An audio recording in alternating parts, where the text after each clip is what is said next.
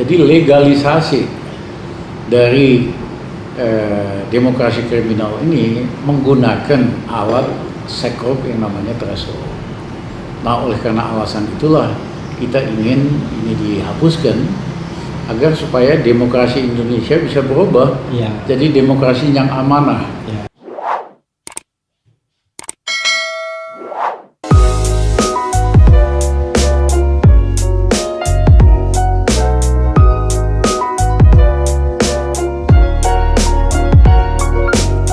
Assalamualaikum warahmatullahi wabarakatuh, Sobat RH sekalian. Jumpa lagi kita di channel yang keren ini, Keren Cadas. Nah, saya ini ada di depan rumah seorang yang sangat berpengaruh ya, suaranya keras. Dan dalam jabatan apapun tetap saja bersuara keras dan terkenal ungkapannya demokrasi kriminal ya. Jadi criminal demokrasi, mungkin begitu bahasa Inggrisnya ya. Nah, siapa dia? Dia adalah Bang Rizal Ramli. Kita ikutin perbincangan saya. Jadi kenapa Bang, Abang ngotot banget nih untuk menghapuskan presidensial threshold? Sebetulnya sederhana. Karena dulu saya waktu muda, mahasiswa, kita berjuang supaya Indonesia lebih demokratis. Oke. Saya nulis buku perjuangan mahasiswa tahun 78. Oke. Dilarang oleh pemerintahan Soeharto, diterjemahkan oleh Profesor Ben Anderson ke dalam bahasa Inggris dari Cornell. Nah, terjemahannya lebih bagus dari aslinya. Karena ditambahin footnote, tambahin penjelasan. Akhirnya diterjemahkan ke dalam 8 bahasa. Judulnya? Buku Putih Perjuangan Mahasiswa. Oke. Itu NKKBKK dulu jadi ya? Sebelumnya. Abang kan 74 ya? 7778. 7778 kan NKKBKK? Bukan, itu 80-an. Oh, 80-an itu? Oke. Nah, pada dasarnya kita ingin Indonesia yang good governance dan demokratis. Oke. Nah, kita sama-sama memperjuangkan supaya orde otoriter selesai. Nah, begitu demokrasi nongol, ternyata mula-mula hanya demokrasi prosedural. Oke. Ada pemilihan, ada apa. Lama-lama berkembang jadi demokrasi kriminal. Yaitu demokrasi yang parameter utamanya sebetulnya hanya uang. Duit. Ya. Jadi diciptakanlah threshold itu. Jadi zaman Orde Baru demokrasi prosedural, Ya. zaman reformasi demokrasi kriminal. Ya. Jadi threshold itu dijadikan sekrup untuk pemerasan. Misalnya mau jadi bupati perlu 20%. Ya harus nyewa partai. Masing-masing harus dikasih upeti, harus dibayar. Ya. Jadi legalisasi dari demokrasi kriminal ini menggunakan alat sekrup yang namanya threshold. Nah, oleh karena alasan itulah kita ingin ini dihapuskan agar supaya demokrasi Indonesia bisa berubah jadi demokrasi yang amanah, yang good governance. Dan sebenarnya dengan media sosial ini Bang ya, demokrasi itu bisa jauh lebih murah loh. Bisa jauh lebih murah. Ya. Misalnya untuk kampanye. Ya. Kan kalau dulu kan orang isunya harus televisi, sekarang media sosial, YouTube apa-apa bisa gratis. Iya, betul. Jadi demokrasi kriminal inilah yang mengakibatkan kenapa demokrasi di Indonesia tidak membawa kemakmuran. Karena orang hanya kemakmuran untuk elitnya aja, spending untuk money, eksekutif, mau untuk balik uangnya legislatif, ya, tapi bukan kemakmuran untuk rakyat. Nah, kalau kita berhasil ubah ini, demokrasi akan bekerja untuk rakyat, untuk kemakmuran rakyat. Itulah kenapa saya nganggap ini penting sekali. Semangat terus Bang. Jawa. Nggak pernah padam. Nggak pernah padam. Ada apa? Dian yang tak kunjung padam. Ya. Tokoh besar di dunia kan banyak yang udah berumur juga. Ya. Si Trump aja udah 84. Donald Trump? Donald Trump. Okay. Si apa namanya? Biden ini 78. Joe Biden. Waktu Reagan jadi presiden paling hebat di Amerika udah 90. Mahathir 90 Joe tahun. Biden kan wakilnya wakil Obama. Wakil Obama ya. Joe Biden. dia memang dicari yang paling senior memang waktu itu kan, karena dianggap Obama masih bau kencur. Iya. Makanya dicari orang tokoh yang senior yang menguasai politik Iya. luar negeri, gitu Joe Biden gitu.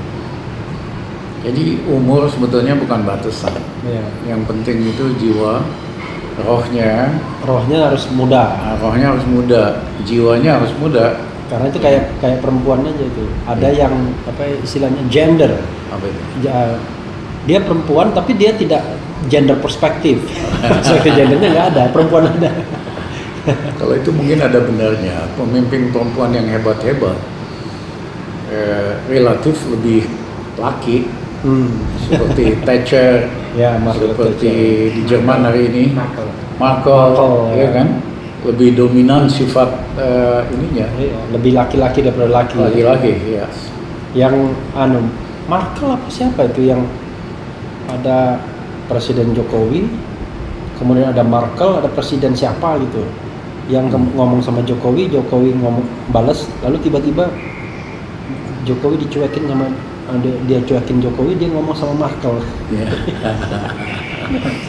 Jadi presiden dari negara-negara non-blok, Ya, sehingga tahun berapa dia ke Rusia, ketemu tahun 60 berapa ya kalau Ya, bisa tuh? 63 atau 62 gitu. Ya, Iya. ketemu Khrushchev.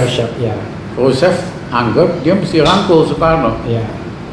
Akhirnya diberikanlah angkatan laut dan angkatan udara paling tangguh di Asia waktu itu. Oke. Bayar dengan kredit bunga murah. Oke. Nah, habis itu Bung Karno ke Washington ketemu dengan Kennedy. Kennedy ya tahun 60. Nah, dua-duanya chemistry-nya cocok karena dua-duanya womanizer. Iya. Bercandanya Perempuan. pas gitu. Dan konon katanya Bung Karno itu dia undang istrinya Kennedy itu ke Indonesia.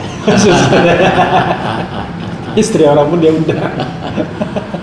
Nah, jadi pada waktu itu Amerika cenderung untuk memberikan Papua kepada Belanda sama anggota NATO. Ya.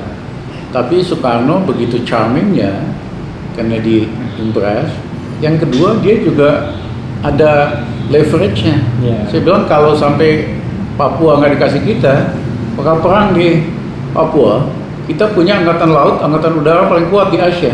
Masih. Akhirnya Kennedy back off, dikasihlah Papua sama Indonesia. Oke. Jadi ini menunjukkan Indonesia pernah punya pemimpin yang kelasnya kelas dunia, Disegani. dan dia main ke negara-negara besar buat kepentingan nasionalnya. Nah, jauh sekali dengan apa yang terjadi hari ini. Waktu zaman Pak Harto, Pak Harto memang tidak terlalu aktif di ASEAN, tapi seluruh negara ASEAN tahu kalau Indonesia nggak setuju, tidak mungkin terjadi. Nah, dengan diem aja Soeharto powerful di ASEAN. Hari ini kita betul-betul di titik nadir paling bawah dalam segi geopolitik, dalam segi apa aja kita nggak dihormati orang. Nggak dihormati gitu. sama pemimpin-pemimpin di dunia. Dari sisi sumber daya manusia nggak dihormati, dari sisi kekuatan apapun nggak dihormati. Nah, kenapa bisa begitu? Refli lebih tahu lah. Karena proses pemilihan kita ini kan cuma lomba pencitraan. Bukan lomba memilih yang terbaik dengan ide-ide yang besar, dengan pikiran yang besar, dengan kualitas leadership yang unggulan. Modalnya kan cuma pencitraan doang. Ya, di media, di sosial media, didukung oleh buzzer. Tiba-tiba seseorang udah jadi pemimpin. Bobotnya nggak ada, track recordnya nggak ada, kualitasnya bukan kelas dunia gitu. Dan yang lebih penting itu karena presidensial threshold berlaku. Sehingga calon bisa di marking hanya 2 saja. Kalau sudah head to head kan peluang matematikanya 50%. Iya, benar. Orang yang paling tidak populer pun kalau dia 50% dan didukung oleh macam-macam state aparatus bisa menang. Jadi itulah yang kita harus ubah supaya yang terbaik di Indonesia yang terpilih sebagai pemimpin. Ya, mereka yang punya ide yang besar buat Indonesia dan punya kapasitas untuk membuat mimpi itu jadi kenyataan. Dan ini juga semangat bagi generasi muda itu Bang ya.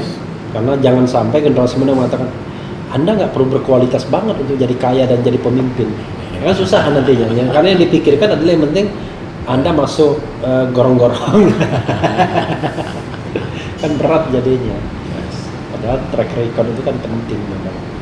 Pengalaman saya di Indonesia banyak sekali anak-anak muda yang hebat, Ya. pinter-pinter, ya, yang semangatnya luar biasa, tapi mereka nggak punya kesempatan untuk naik ke atas. Apalagi di birokrasi itu Bang. Waduh, mau sepintar apapun. Saya kan pernah 4 bulan jadi staf khusus menteri misalnya. Nah, saya bilang gimana nih? Menteri Sekretaris Negara rely on dengan staf khususnya. Nggak mungkin lah satu orang memikirkan semuanya. Padahal waktu itu cuma 2 kita, saya sama Ari Dwi Payana. Kita mau rekrut orang-orang pintar di Setnek itu. Padahal nggak mau. Kenapa nggak mau? Karena mereka tahu nggak ada career path-nya. Iya. Dia rekrut sebagai stafnya saya misalnya, dia tahu ngapain, nggak ada career path-nya. Ya. Nah, yang seperti itu kadang-kadang mereka akhirnya yang mereka ikuti kan gimana air mengalir aja, dia bisa sampai ke hilir gitu ya. Dan yang idealis, mundur akhirnya, gitu. Yang idealis pada mundur. Tapi memang presidensial threshold ini Bang sudah diuji beberapa kali di MK, dan MK itu selalu menolak. Bahkan tidak kurang Hamdan Zulfa dan Yusril sendiri yang mengajukan. Padahal Hamdan Zulfa pernah menjadi ketua Mahkamah Konstitusi. Sebelum jadi ketua diajukan. Pada waktu itu MK itu kan selalu diisi oleh orang-orang partai politik atau orang-orang yang berafiliasi dengan partai politik. Karena pasca amandemen konstitusi itu kan di situ kan ada beberapa orang yang memang jelas-jelas berafiliasi dengan partai politik. Nah, umumnya mereka lah yang menolak presidensial threshold itu. Umumnya. Nah, lalu kemudian ketika pemilu ini sudah serentak, yang kebutuhan sebagian mereka, saya tidak bilang siapa, tapi sebagian mereka adalah terpilih kembali. Karena terpilih kembali itulah akhirnya dalam tanda kutip ya sedikit menggadaikan juga. Padahal mereka bukan orang-orang politik. Dan mereka juga bukan orang yang akan terjun di politik setelah pensiun. Mereka orang-orang yang relatif sudah sudah berusia, tapi pengen tetap di sana masalahnya. dan presidensial threshold ini kan sama seperti Perpu Ormas. 2 hal itu kan mahkota bagi terpilihnya pemerintahan sekarang kan. Perpu Ormas bisa membubarkan kelompok yang so-called sekarang disebut kadrun misalnya. Lalu presidensial threshold bisa memastikan pesaing itu cuma satu aja. Itu yang terjadi. Sistem threshold ini adalah cacat hukum, cacat niat, Cacat moral dan cacat hukum. Ya, bayangin seorang calon gubernur, dia mesti dapat dukungan 20%. Kalau gubernur 15% kursi, 20% suara. Oke. Artinya dia mesti datengin 3 partai yang punya 5%. Masing-masing. Setiap partai minta peti, kalau gubernur barangkali 10-20 miliar masing-masing. Dapat 60 miliar. Ya kan? Nah, akhirnya waktu dia jadi gubernur, dia sibuk ngembaliin uang yang dipinjemin sama cukong ini. Iya kan? Kalau pakai uang sendiri dia pengen untung, kalau uang cukong dia mesti balikin. Ya kan? Dikasihlah konsesi ini itu. Jadi inilah yang merusak demokrasi di Indonesia. Padahal saya pernah tanya berapa penghasilan bupati misalnya, wali kota sebulan. Pokoknya saya nggak mau tahu. Pokoknya yang bisa dikompi lah. 30 juta dia bilang. 30 juta dikali 12 itu 360 juta. Katakanlah kita genapkan menjadi 500 juta. Dikalikan 5 tahun itu baru 2,5 M. Itu kalau nggak dipakai. Sementara saya tanya biaya kampanye berapa? Belasan miliar. Gimana caranya? Jadi mau tidak mau jadi bupati, gubernur, presiden, harus ada sponsornya, harus ada cukongnya. Sehingga akhirnya cukong inilah yang menentukan arah kebijakan kita. Ya, dia bajak ini, kriminal demokrasi ini membajak maksud rakyat, kepentingan rakyat dan kesejahteraan rakyat. Nah sebenarnya yang begini Bang harusnya memang didorong agenda ini ke kelompok-kelompok yang lebih dominan untuk bicara ke umat, ke massa. Ya. Jadi kelompok misalnya katakanlah kelompok majelis ulama kan mereka kan bicara antara mudarat dan manfaat apa-apa. Ini kan jelas-jelas mudaratnya banyak tuh. Jadi tidak hanya RUU HIP, memang iya, tapi kan itu kan sesuatu yang sifatnya preventif. Ya. Kalau ini kan sudah terjadi bertahun-tahun gitu. Ya memang kalau perjuangan hanya fokus pada hal-hal tentang agama, ya bagus sih tentu buat umat, tetapi tidak akan fundamental ketatanegaraan yang baik. Gitu. Nah makanya saya kemarin tuh bicara sama salah satu wasekjen wasekjen MUI. Saya bilang jangan hanya RUU HIP saja dong yang diperjuangkan. Saya bicara dengan 2 orang. Tapi juga soal presidensial threshold ini kan soal kita tidak bisa memunculkan pemimpin yang baik kalau dengan presidensial threshold. Nah dia setuju. Nah kapan-kapan nanti mungkin konsepnya dibuat, datang ke MUI agar mereka juga memperjuangkan ini.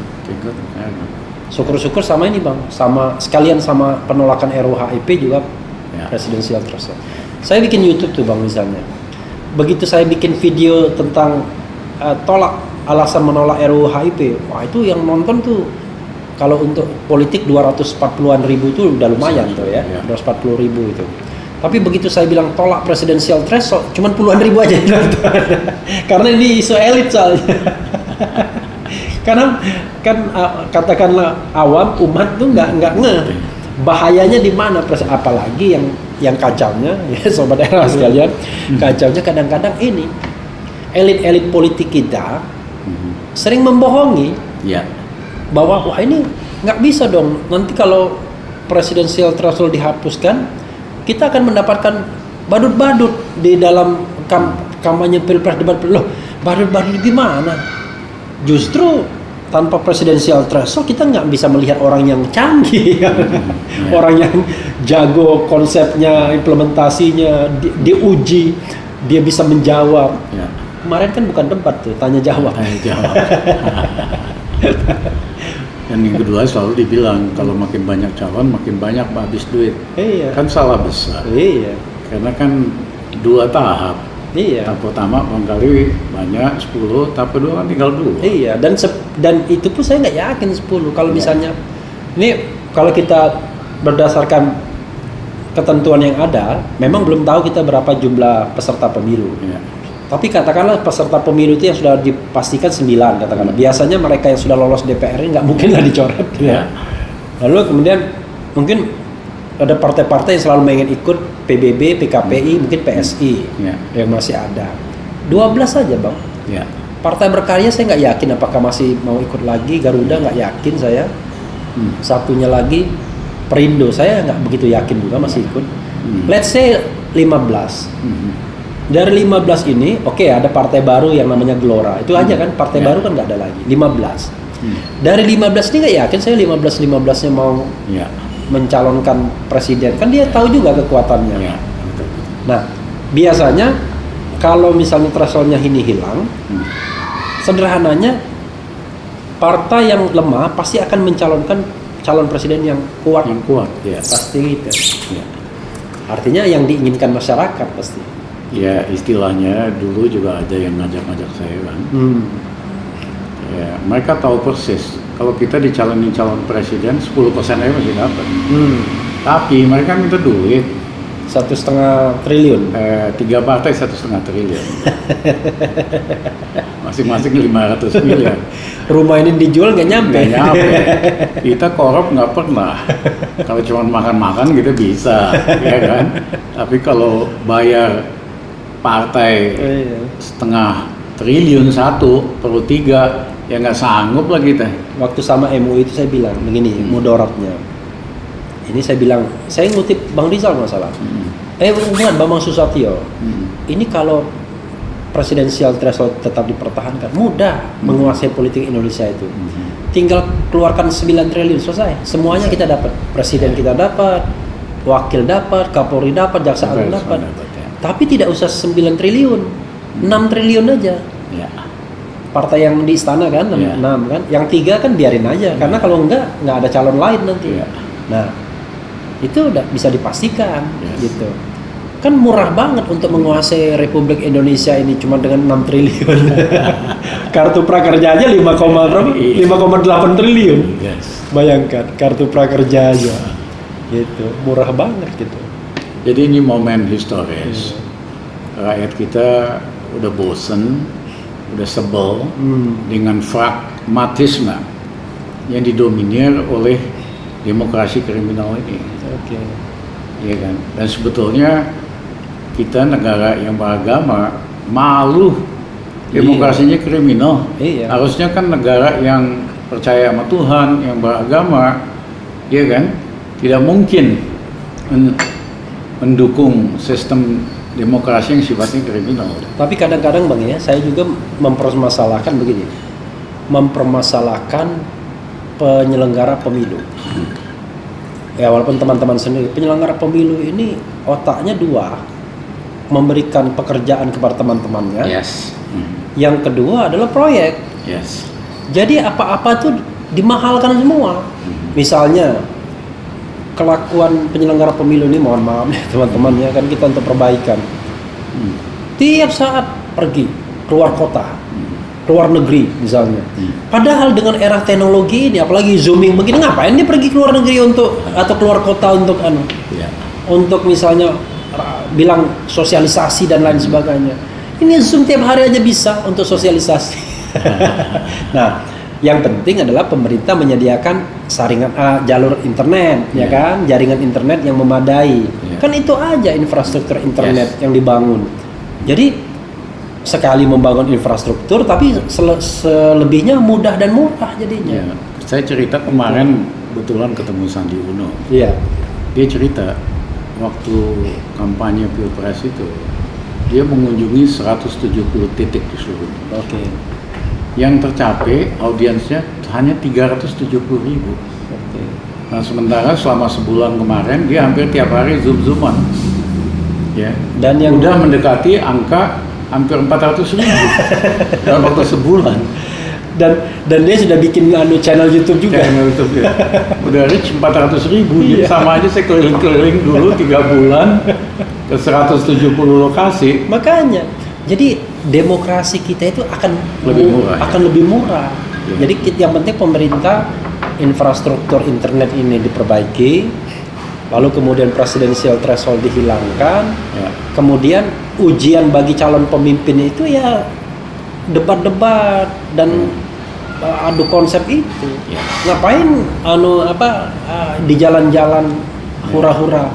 Toh orang pegang gadget semua sekarang. Tinggal lihat aja kampanye, ngapain kampanye di jalan pasang spanduk, kan tinggal ini aja kan. Gitu. Mudah-mudahan ini sih semua mendorong ke arah perubahan. Ya, mudah-mudahan. Karena ini historical. Sekali kita melanjutkan sistem demokrasi kriminal ini akan terus berlanjut dan Indonesia tidak ada harapan jadi negara yang besar, kuat dan makmur. Kadang-kadang saya kesel Bang ya sebagai generasi yang lebih muda lah ya, walaupun tidak muda-muda banget itu. Orang tuh semua orang kan mau mati ibaratnya, ya kan? Apa nggak mikir gitu loh bahwa kita harus meninggalkan legacy yang baik, ya kan? Saya kira pemimpin partai itu kan duitnya udah banyak gitu, ngerampok sana ngambil sini. Kan begitu. Ya udahlah, sekarang udah kita nggak usah kutak-katik lagi harta mereka yang sudah banyak itu, tinggal kita minta mereka berbuat baik bagi negara ini ke depan. Salah satunya itu menghilangkan presidensial threshold. Kalau hanya niat baik, mungkin nggak kena, karena orang-orang ini greedy. Oke. Ya itu susah kan? Kalau sudah jadi nggak ada batasnya. Iya kan? Tidak ada doa yang bilang, waduh Tuhan kok banyak sekali uang yang saya dapatkan, nggak ada ya. Kalau kurang baru ribut. Nggak ada limitnya. Oleh karena itu mereka hanya memahami logika kalau publik semuanya menginginkan perubahan threshold baru mereka. Ya. kalau diharapkan mereka yang ngambil inisiatif, Tidak mungkin. nggak ada harapan lah. Saya lihat misalnya ya, partai sendiri standingnya kan saya kritik tuh waktu zooming sama orang PAN sama PKS. Loh, jangan diturunkan. Dia kan pengen logika diturunkan agar mereka bisa masuk, Ya. ya kan? Kalau pakai logika diturunkan, itu kan constitutional standingnya lemah. Ya. Harus dihapuskan. Tapi mereka itu berpikirnya 10% ada yang bilang, ada yang 15%. Ya. Loh, mereka itu sudah berpikir, wah saya akan berpasangan sama siapa. Jadi Ya. cara berpikirnya, otaknya untuk kepentingan mereka sendiri, bukan untuk pembangunan sistem politik yang lebih baik. Padahal kalau kita mendapatkan presiden yang baik kan kita semua untuk. Gitu. Terutama kalau mereka pilih Rizal Ramli, karena nanti saya akan biayai semua partai politik itu. Seperti di Eropa. Di Eropa Ya. kan partai politik dibiayai negara, seperti di Inggris, di Australia, New Zealand. Nggak Hitungan saya hanya perlu 6 triliun. Nggak perlu nyolong-nyolong ya. Nggak perlu nyolong-nyolong, 6 triliun untuk membiayai partai politik. Ya hari ini memang mereka nyolong di DPR, di DPD, macam-macam. Total itu 75 triliun. Jadi 75 triliun yang dicolong dibandingkan 6 triliun untuk membiayai parpol itu jauh banget. Ya. Tapi 75 triliun itu tidak masuk partai. Iya. Ya masuk partai Oh, iya, cuma iya. 1/10. Memang Masuk begitu. dalam bentuk mobil mewah di DPR, Iya. masuk apa. Jadi ini kita melegalisasikan kejahatan sebetulnya dengan threshold itu. Soalnya rakyat susahnya nampak kok. kita menggunakan bahasanya aja susah. Ambang batas pemilihan presiden itu terlalu panjang. Ya. Tadi saya zooming webinar sama guru-guru ngomong mengenai Piagam Jakarta dan RUU HIP. Saya ketawa tuh dengar Babe Ridwan Saidi bilang, saya kagak setuju dengan kelompok hip-hip ini. Jadi dia bilang kelompok hip-hip. Jadi orang kan gampang ingat loh ini. Ya. Jadi mereka yang mau mendorong RUU HIP ini kelompok hip-hip. Ya mesti disederhanakan. Iya. Nah itu yang masalah komunikasi ya, gitu. Tapi mudah-mudahan ya kan kita Ya. bisa ubah ini karena ini momen historis Ya, di mana kita bisa balikkan Indonesia dari negara yang terpuruk, Ya. negara yang tidak dianggap di dunia, negara yang rakyatnya susah karena kualitas pemimpinan yang rendah. ya, Dengan threshold yang baru, ya kita dapatkanlah yang terbaik pada semua level sehingga Indonesia berubah jadi lebih hebat. Jadi saya itu ada syarat bang, pemimpin ke depan itu satu, yang bernyali memberantas korupsi, itu penting dulu itu. Oh, ya. Yang kedua, bernyali merekrut orang-orang terbaik. Yes. Nah, kok bernyali merekrut orang? Iya, ternyata ada juga pemimpin yang nggak bernyali merekrut orang-orang terbaik kan. Yang ketiga, amanah, memenuhi janji konstitusional dia. Ya. Keempat, tidak anti kritik. Nah, itu penting tuh bang. Ya. Kalau belum apa-apa ngeritik ditangkap, itu berat kita. Karena Freedom House sudah mencatat sejak 2016 kita cuma partly free. I see. Jadi cuma bebas sebagian. Nah yang kelima menjaga demokrasi ini penting. Nah itu 5 syarat yang dimuat di channel Refli Harun. Yes. Syarat lainnya mungkin nanti kita temukan lagi. Terima kasih, Iya. Refli udah mampir. Iya, makasih juga Bang Rizal Banyak ya. yang seneng sama YouTube kamu. Ya. Amin amin. Karena saya nggak punya target pribadi, tidak punya ambisi pribadi, hanya ingin bahwa punya media yang saya bisa berbicara. Nah, syukur-syukur juga tempat orang berbicara. Saya kemarin tuh ngambil beberapa pendapat dari ahli hukum tata negara. Nanti ada rencananya ada rubrik baru namanya Pamali. Pamali itu kan Ya, bahasa Sunda. Bahasa Sunda kan? Tapi di sini Pamali itu adalah pendapat mayoritas ahli. Tambahannya pemalu itu pendapat mayoritas alim ulama. Oke Bang, itu Terima aja Bang kasih. ya. Makasih banyak ya. Makasih banyak. Ya. Ya Sobat Era sekalian, itu tadi perbincangan dengan Rizal Ramli, pemilik rumah ini, mengenai presidensial threshold.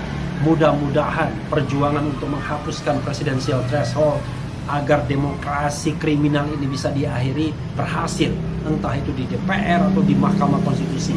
Tapi yang penting tetap di channel ini. Karena di channel ini Anda akan dirayu, ditipu, dibaperin, dicecar, diuber pula di jalur khusus. Karena channel ini adalah channel yang mengancam, memeras, dan membenci. Jangan lupa subscribe, like, comment, and share. Ciao.